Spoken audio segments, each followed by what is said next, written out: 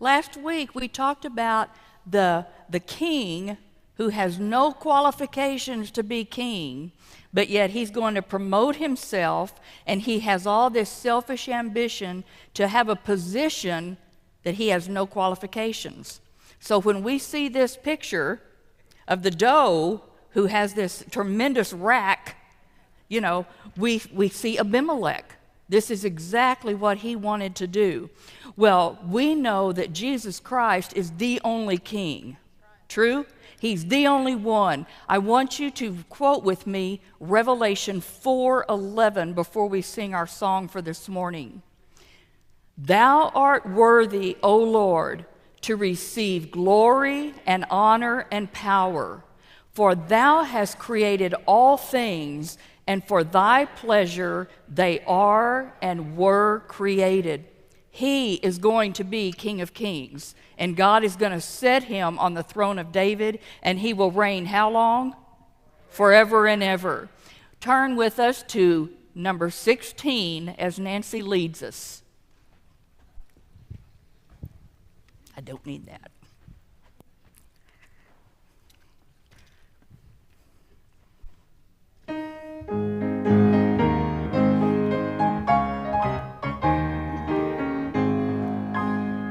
Worship the King, all glorious above, and gratefully sing His wonderful love. Our shield and defender, the Ancient of Days, pavilioned in splendor and girded with praise. Oh, tell of His might, oh, sing of His grace, whose robe is the light, whose canopy space, His chariots of wrath the deep thunder clouds form, and dark is His path on the wings of the storm. Thy bountiful care, what tongue can recite? It breathes in the air, it shines in the light, it streams from the hills, it descends to the plain, and sweetly distills in the dew and the rain. Frail children of dust and feeble as frail, in Thee do we trust, nor find Thee to fail. Thy mercies, O tender, how firm to the end, our Maker, Defender, Redeemer, and Friend. Thank you, Nancy. So today we're going to continue looking at Abimelech. And we are going to find his demise today. And where are we located? We're still in Shechem. Remember, Shechem is mentioned over 60 times in the Old Testament, and many, many things happened in Shechem. So we want to look at Abimelech's demise. Now, last week we left Jotham. Who's Jotham? He is the youngest son of Gideon. How many sons were there? 70 from these lawful wives. And Jotham is number 70. And all of the boys, the 69 other brothers, have been slain by Abimelech and his cohorts, the ones that assisted him. Jotham has risen to Mount Gerizim, which is the mountain of blessings. And he has risen and he is talking to the people of Shechem down in the valley. You remember, this is like a natural amphitheater, and they are able to hear what he is saying very clearly. So Jotham has been telling them a parable about the trees, remember? And they wanted the trees, they're trying to find some tree in the forest to come reign over them. So he's continuing his parable to the inhabitants of Shechem. Remember, they asked the olive tree, and the olive tree said, no. The fig tree said, no. The vine said, no. Why? Because we know that God created me for this purpose. And I am content. It is the place of honor where God has put me. Why would I want to go and have a different position and sway over all you trees? So they knew why they were created and the purpose, and they thought it a place of honor to fulfill the purpose God had for them. So they come down to the bramble. And they said, Bramble, will you come reign over us? And what's his response? Yes, I want to come reign over all of you. Now we remember the bramble, they are good for nothing, it says, but for the fire. Because you know how it is when that brush catches on fire, does it not spread rapidly? And it can destroy all the trees in the forest. So the bramble says, okay, I'll be your king, but you have to come down under me, and I'm way down here. You have to come down to me and take shelter under my shade. Now, he is not going to give a whole lot of shade. But that is the deal. You've got to come under the shade. Now, this is a worthless tree that has delusions of grandeur. And that's what we see in Abimelech. So it's preposterous. What shade can he offer to a tree? Nothing. What can he offer to a cedar of Lebanon? Nothing. So he boasts what he cannot offer. And that's exactly what we're going to see in Abimelech. He boasts of everything that he can do, but he cannot produce any of it. He has no fruit to contribute to their life. So now getting in his shade, boy, it's not going to be pleasant, because you are going to have to prostrate yourself on the ground underneath him. That's where all those ugly insects are.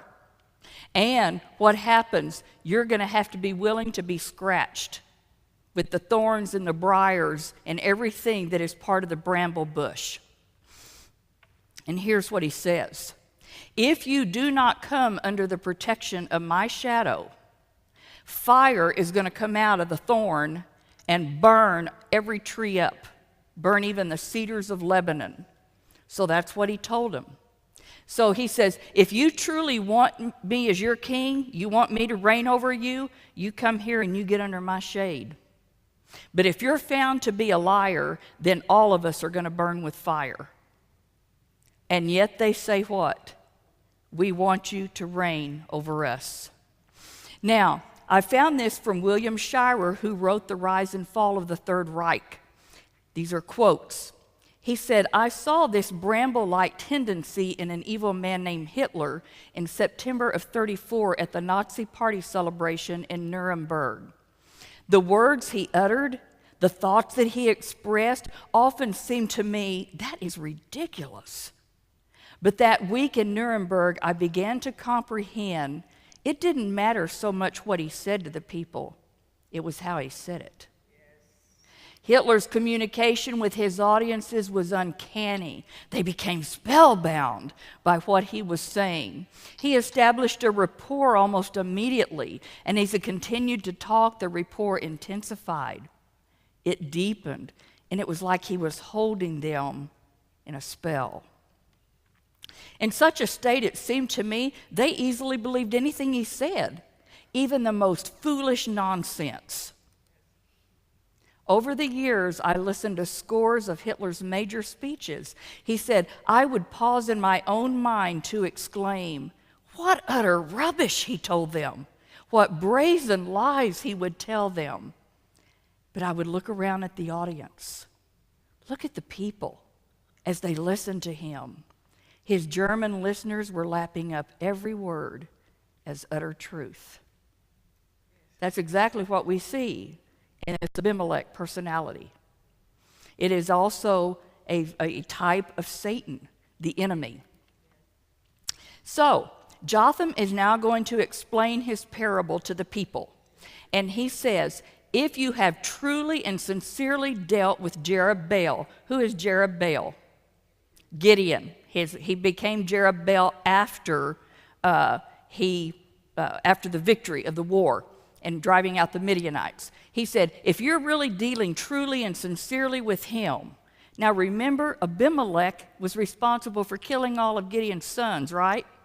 He said, if you're really dealing truly and sincerely with Gideon, and you think this is the right thing to do, then you rejoice in Abimelech and let him rejoice in you. But if not, if you're not dealing with Gideon as he should be dealt with, I mean, Abimelech murdered his sons. If you're not dealing correctly, let fire come out from Abimelech and consume the men of Shechem and the house of Millo.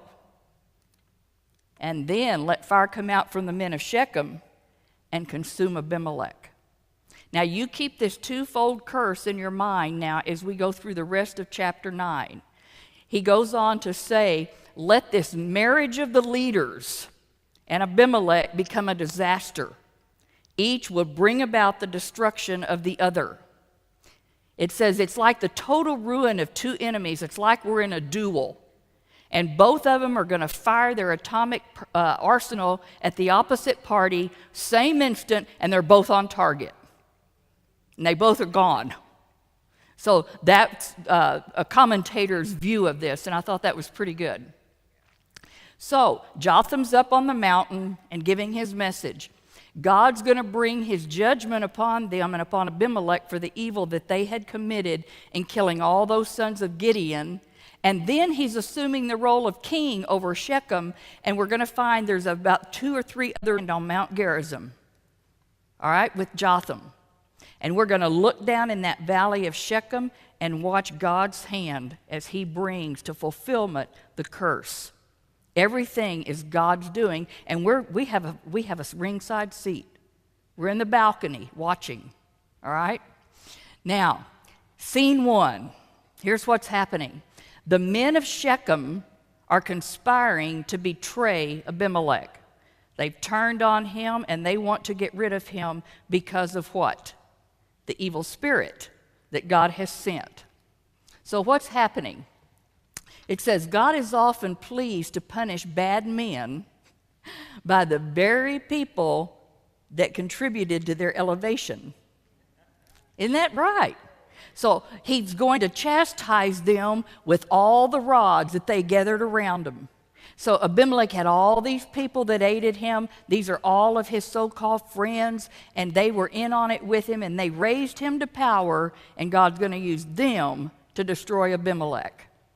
So, it says the men of Shechem set liars. This is ambushes, all right? They set liars in wait for him in the top of the mountain. And what happened? They robbed everybody that came along that way by them. Y'all have the picture in your mind? Well, I went back to the Western world, the days of Lone Ranger and Tonto, and the days of those old Westerns. And so I have quite a good variety of graphics to help us as we set this scene. And then they went and told Abimelech. He finds out what's going on. So let's picture ourselves. We are back in the days of the West. And so we understand this because most of us have watched Westerns.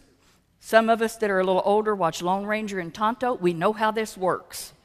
And so the ambushes are set up in the hills, all right, and they're waiting, and they're seeing when the stagecoach comes by or the camel caravan comes by, what are we going to do? We rush out, and we're going to rob them, right?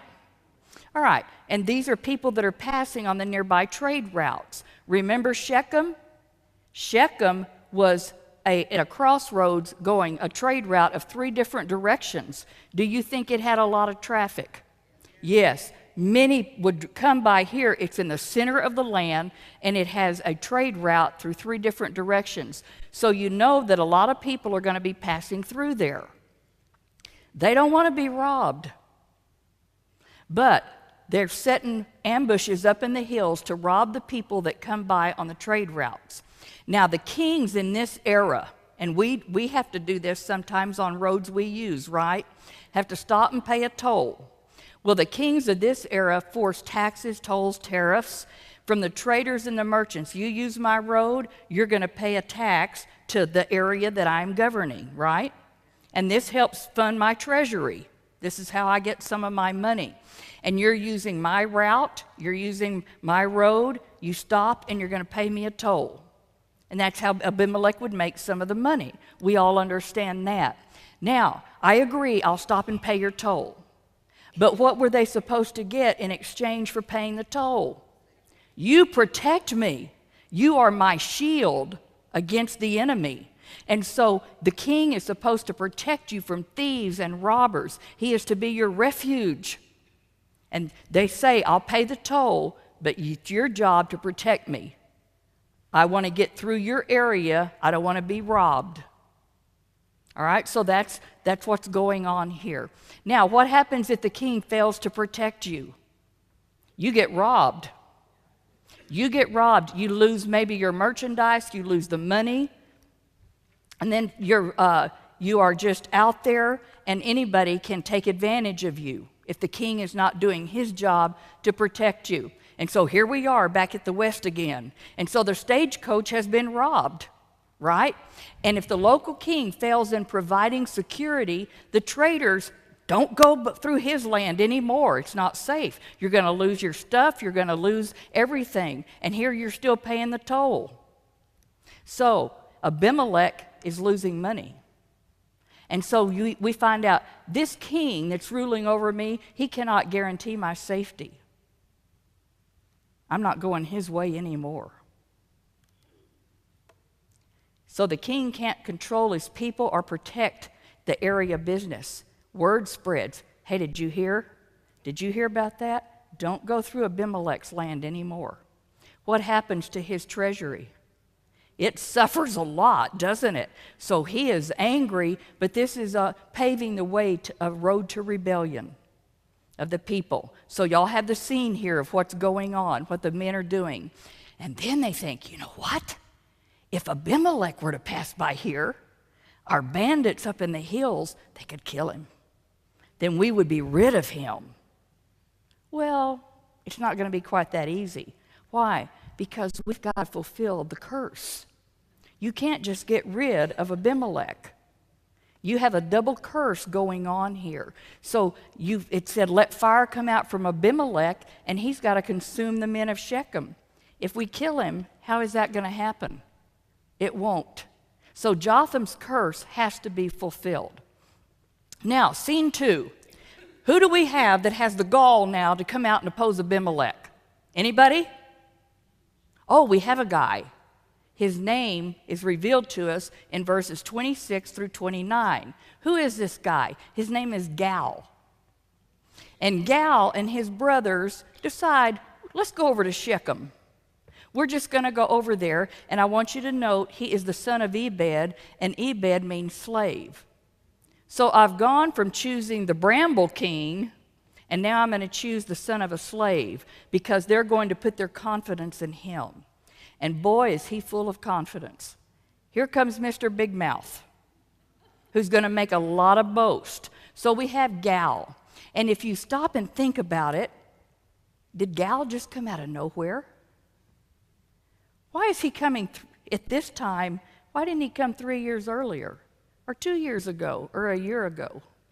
No, he comes now. He's coming right now. Don't you think God put it in his heart? So here comes Gal and his brothers, and they're going over to Shechem. Do we see the providence of God working here? And we're going to see more of this evil spirit. And I think this is the workings of that evil spirit, that he and his brothers decide to come, and he wants to now be the ruler because they've turned against Abimelech. So the men of Shechem, well, we're turned against Abimelech. Let's put our faith and trust now. We want this guy from Gal and his brothers. We want him to rule over us. Yeah, we know he's the son of a slave, but it's okay. I mean, maybe we've risen a little bit from the bramble bush. You know, we're trying somebody else. Now, I'm going to let y'all laugh. Here's what the Bible says. When he comes, it's time to harvest the grapes. So what do? The Bible says they go out into their fields and they gather all the grapes from the vineyards, and then what do? They trod them down. Well, my mind immediately went to Lucille Ball. in that famous scene. So you can just imagine they're all out there trodding the grapes, pressing them, and now they're going to hold a festival. And so they're going to go to their temple, which is a pagan temple, and they worship Baal, and they're going to be in there, and it says they're going to eat and they're going to drink. They're in the house of their God, and they're going to curse and revile Abimelech. So do y'all have the scene in your mind of what's going on inside of their God's house in this temple? They're drinking and they're eating and they're cursing Abimelech, and Gaal and his brothers are in there. All right, so we have this festive thing going on. Now, they've been out. It was harvest time, and they've got their fresh wine and everything. And one of the commentators I read said, "Welcome to Miller time." Now, a lot of us know what that is. Some of you may not if you're fairly young. And he said, the bar's open in God's house, in their God's house, and the bar's open. We're just having this big festive thing going on, drinking and eating and cursing Abimelech. Let's not forget about the curse that's got to be fulfilled. Now, once again, we have consequences on their part, failing to drive out the enemy that they were told to drive out hundreds of years before. And what are we doing? Oh, I'm just living among them. Now, well, I'm tolerating them. Well, I'm actually involved in their worship now. Isn't that how it happens? A little bit, because they failed to have victory and let God drive out the enemy in their land. Well, here's Gaal. He's a man of great courage, especially when he's under the influence of the wine. And his confidence level soars at the party inside of the temple. And he's got great courage at this point. And under the influence, he challenges Abimelech. Abimelech's not even there. All right? He challenges Abimelech to come. You just bring your whole army out here, and everyone will see which one of us is worthy to be their king. So can you picture the personality? And he's drunk. So we can picture it even more. And in verse 28 it says, Gaal the son of Ebed said, "Who is this Abimelech? And who is Shechem that we should serve him?" You know what? He's that son of Jerubbaal. He's that son of Gideon. And he has a lieutenant governor, a ruler of his city named Zebul. We're going to talk about Zebul in a minute. And he said, "Should we serve the men of Hamor, the father of Shechem?" Now, Hamor, we're going way back in time to the time of Jacob, right? Because he was the one that Jacob bought the land from, way back in Genesis. Now, Abimelech had reason. Let's not forget this. You remember a couple of weeks ago? I guess it was last week. Abimelech reasoned, "I am the best candidate to serve all of you people." Why? Because I have roots here. My mother is a Shechemite. Yeah, my dad is the tribe of Manasseh, but my mother's a Shechemite. I'm your brother. I'm just like you. So that was the argument that he had used just a few days ago. Well, about 3 years ago, really. And he could give him preferential treatment. What does Gaal say? My roots go back to Hamor, who was a Hivite. He was one of the founding fathers of this place. Remember, it was named after Shechem, his boy. Right? Shechem was named after Shechem. Okay, so Gaal says, my roots go back way further than Abimelech's. Now, just for our information, all right, so just kind of get out of the plot for a minute, and we're going to talk about the Shechemites. The Shechemites we find are descended from Hamor. Hamor is a Hivite. Was a Hivite one of the ites who was supposed to be driven out of the land? They're listed over and over in the list of the ones to drive out. Now, point number 2, the Hivites were descended from Canaan, who was Ham's 4th son. Ham had been cursed by Noah. So we have this cursed line all the way through, and that curse is passed from Ham to Canaan and his line. All right, everybody with me? So we've got a cursed line going on. Now, Moses in Deuteronomy 7 told the people, I have God's command, and he had a list, the Hivites are to be utterly destroyed. Do we understand? Yes.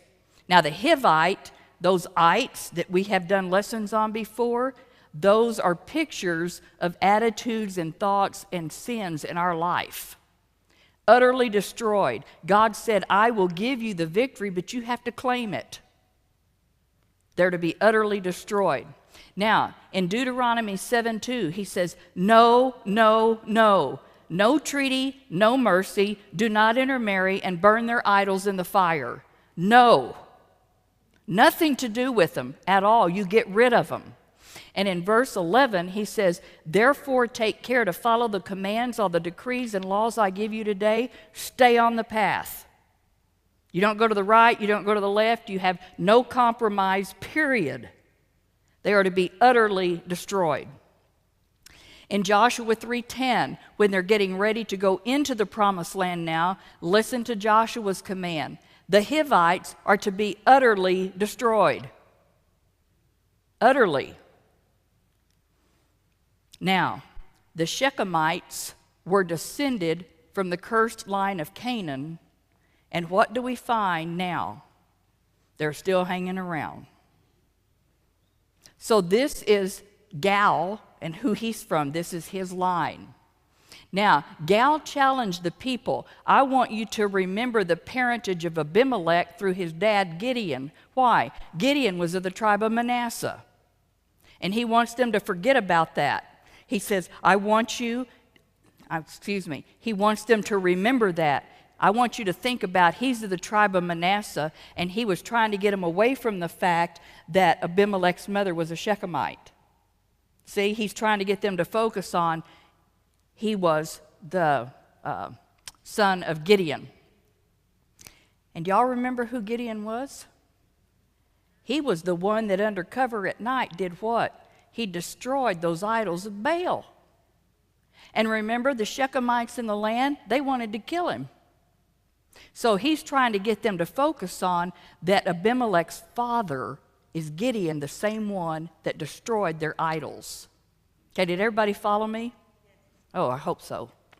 I don't think I can do it again. Okay. He said, if you want to be in subjection to someone, you call someone who has authority to you that descended from the ancient and legitimate stock of Shechem, instead of this ignoble alien despot.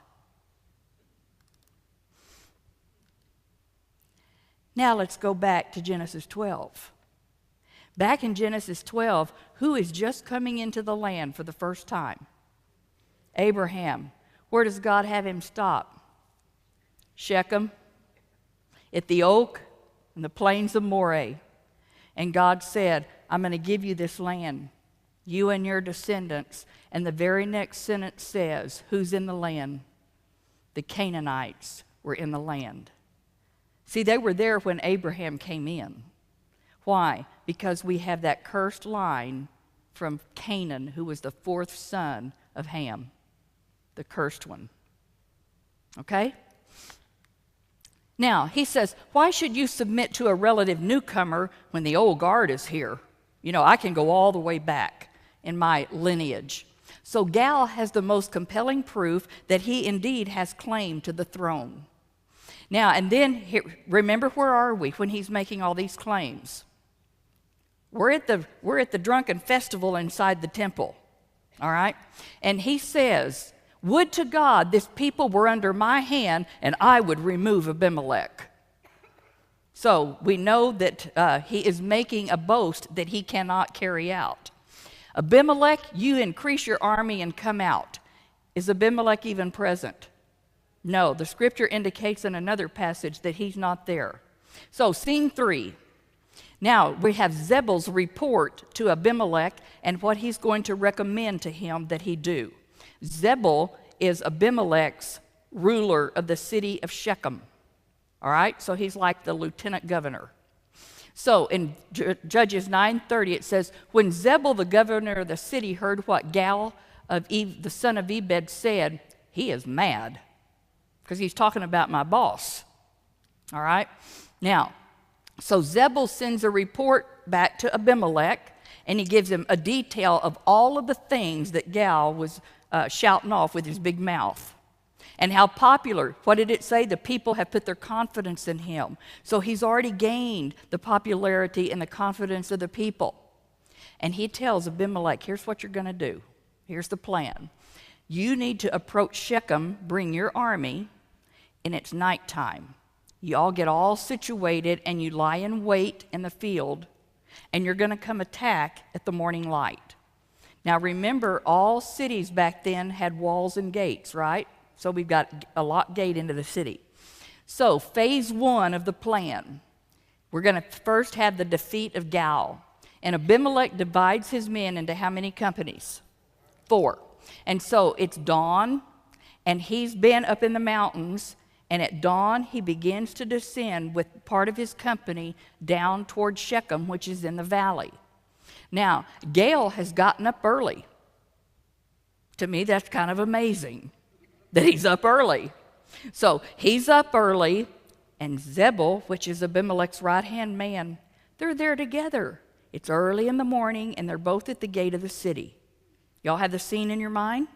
Okay, now what happens? At this early hour, many people that live in the city would have already exited the city through the gate because what? They're working out in the fields, and they went out early. So many of them are already outside the city gates. Now, Gaal's just looking, and he's looking up in the mountains, and he thinks he sees some movement up there. And Zebul said, you're just seeing shadows. And he said, another part, I think I see him. And he said, I'm sure that I see some men advancing towards the city. And Zebul tries to convince him that he's not seeing people advancing towards him. And Zebul said unto him, all right, Mr. Big Mouth, where's your mouth now? Wherewith you said, who is Abimelech that we should serve him? Is not this the people that thou hast despised? Go out, I pray now, and you go fight them. You know, yesterday, under the influence, you were ready to go to war. Put your money where your mouth is. And let's see you go out and fight him now. Well, Gaal has to go out and confront Abimelech outside the city gates. Remember, Shechem is a city of refuge. He's outside the city gates, and he led all the city leaders out of the city. And Abimelech gained the upper hand. He inflicted many casualties on Gaal's forces, and Gaal's courage, whoop, just like letting the air out of the balloon. It vaporized, and he fled to safety inside the city gates, and Abimelech still in hot pursuit. Well, when he gets inside the city gates, what does Abimelech do? He goes home. Now, if you look at the map up here, Shechem is the red dot. There were a couple of other little suburbs that Abimelech also ruled over, and one of them was Arumah, which is the blue dot. And it tells us in verse 41 that his headquarters seems to have been in Arumah. And you thought, I thought the people of Shechem chose him. But he seems to be an absentee ruler because Zebul is the one that always seems to be ruling there, and he's down at Arumah. So he said, he's inside the gate, I'm done. So he goes home, back to Arumah. But Zebul goes in and he thrust out Gaal and the brothers that they could not dwell in Shechem anymore. So he's the one that goes and drives them out of the city. So the battle between Abimelech and the leaders of Shechem is describing this fulfillment of the curse of Jonathan that was pronounced at Mount Gerizim. It also informs us God is providentially sparing Gaal and his brothers. Did they have any part? Not according to the Bible. So what's happening? Removing them from the city because judgment's coming tomorrow.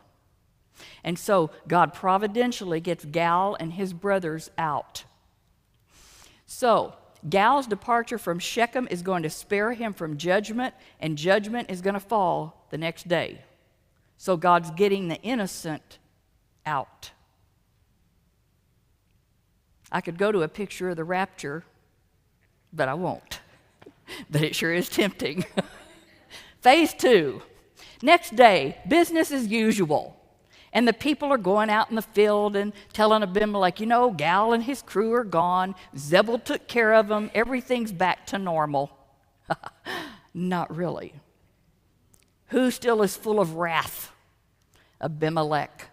They didn't think Abimelech would hold them accountable. Yeah, I sided with him, but he's gone now. Let's just, everything's fine now. Can't we all just get along? Oh, they don't know Abimelech very well because his wrath isn't satisfied. And what does he do? He's been at Arumah, and now he goes back to Shechem. So he returns to Shechem, and he starts gathering his people that he still has left. He is a ruthless, godless tyrant who will stop at nothing to achieve his selfish ends. So we have phase 2 now, and he's going to divide his men into 3 companies, and here's what group 1's going to do. They're going to seize the city gate. So the gate is now taken over by Abimelech and his men. They're going to prevent the citizens from returning to the city. Remember, it's a city of refuge. They're going to prevent them because what? Early in the morning, where do the people go? Out in the fields because they're working. So he's going to prevent them from returning to the city for protection. One company goes out and they begin slaughtering and murdering all the people who are outside the city gates. I believe he's holding a grudge. And then he's going to turn his focus on the defeat and destruction of the city. So now Abimelech and his men, it says they fought all day against the city. They slew all the people, and then he threw salt on the city. Now, this was a little confusing, but I read during this time, and this is what kings used to do when they conquered an area. They would throw salt on it, and it was to symbolize a curse to turn Shechem into a barren, uninhabitable desert. So he was cursing it that Shechem would never be inhabited again. And it appears to us that Shechem would never be restored. But you know what? You don't hear of it for a long time, but 200 years later, you're going to hear about Shechem under Jeroboam, which is a future lesson. Now, phase 3, we're going to have an attack on 2 different towers. Now, he has completely destroyed Shechem, and he has sown salt on it. He also has killed the people that were out in the field. So you would think, surely his wrath is done. And he will go back just to his normal routine. And Shechem is destroyed, and everybody's asking, did you hear about this? Shechem has been destroyed. And so the leaders of the Tower of Shechem, that's who's left. The leaders of the Tower of Shechem, and we're going to find that the Tower of Shechem is the same as the temple. So if you know you've got your so-called priest in there, and you know that there's prostitutes in there, because that was in the pagan temples. So here's the people that are left. When all the leaders of the Tower of Shechem heard of it, they go enter an inner chamber of the temple of El-Berith, of Baal, their god. Now, according to the curse, they are destined to be burned with the fire from Abimelech. This is Jotham's curse, and so they have fled to the temple, and they have sought the innermost chamber that they can find. Now, this word inner chamber refers, this is from the Net Bible Notes. This refers to the most inaccessible area of the temple, perhaps like an inner sanctuary or an underground chamber. And what's interesting, it only appears 2 places in the Bible. This is one of them, and the other one is in 1 Samuel 13:6, where it is paired with the word cisterns and refers to like a subterranean or a cave-like hiding place. So you can imagine where they have all gone to seek refuge. Now, the 3 buildings, this is something else I found from the archaeological notes. The house of Baal-berith, the house of Milo, and the Tower of Shechem are said to be one and the same. And it is said that at this time, Shechem's great temple fortress was the largest in the land. So this is a huge fortress for refuge. Now, what happens in phase 3? Abimelech and his men go out up Mount Zalmon, and I found out that's also Ebal. Same thing. And what does he do? He gets up to the top of the mountain, he cuts down a bough off of a tree, And he hoisted over his shoulder. And he looks at all of the people with him and he said, what you just saw me do, you hurry up and do it yourself. And so they're all going to go back to town now with these boughs of the tree hoisted over them, and they're going back to the pagan temple. He set fire to all the branches. He placed them beside them. He placed them beside or on top of the structure in which all these people are hiding. Now, this attempted coup that we had by Gal on day 2, the envoy, the secret envoy that was sent by Zebul, Abimelech's accomplice, to warn him of the mounting opposition. And you and I have been watching the maneuvering of these troops, the execution of military plans, and all of these counter plans that came up. And what's our final scene? Smoke rising from the tower of the idol temple in Shechem. And it says 1,000 men and women had taken feudal refuge. They had gone into a tower, but it was a tower that could not protect them. As fire came out from Abimelech and devoured the men of Shechem, exactly as Jotham had foretold. And all of the leaders now have come under Jotham's curse. And we have seen that bramble bush, he's blazing. And we see the result, 1,000 people were roasted alive in a pagan temple. Now, that's done. What does Abimelech do? He goes over to one of his other little territories named Demise. You can see, if you can see it on the map, Demise is the yellow dot, Shechem is the red dot, and Aruma, where he's been living, is the orange dot. You see how close they are together. So he goes to Demise, and he goes over there and he takes it. And you assume that they must have been some of his conspirators in the beginning. The citizens have crowded into the fortified tower for refuge. They have a big tower also. And they go to the tower's roof where they can look down and watch Abimelech, and he's out there pounding and using everything he can to try to break through the city gates, but he can't get in. He decides he's going to set fire to this tower. You know, it just worked. Surely it'll work here. But in his arrogance and his overconfidence, what does he do? He gets a little bit too close to the tower. And there's a woman up there, and she throws an upper millstone on Abimelech's head and crushes his skull. Now, what happens? He orders his armor bearer to draw his sword, kill me, so that my death will appear to be a more manly blow, that I wasn't killed by a woman that threw a millstone on my head. And I think this is so funny. When the men of Israel saw he's dead, and we're all going home. That's what it said. They all returned home. Okay, he's dead. And we see God's glory in all of this, his providential hand, the fulfillment of God's word through Jotham, providentially orchestrated by God in miraculous ways. He brought judgment upon the guilty, but he delivered the innocent from the wrath. Yes, praise God. We see that Abimelech is so much like Satan. He promises to provide protection and blessings if you'll just submit